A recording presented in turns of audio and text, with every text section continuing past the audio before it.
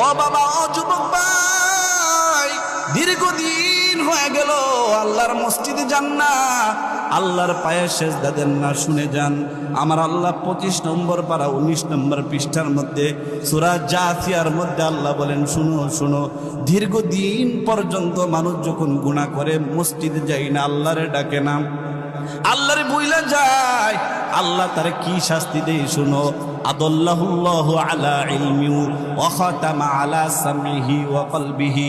আল্লাহ বলেন শুনো, দীর্ঘদিন পর্যন্ত যারা গুনাহ করবা পথ বুলায় দিন, পথ খুঁজে পাইবা না।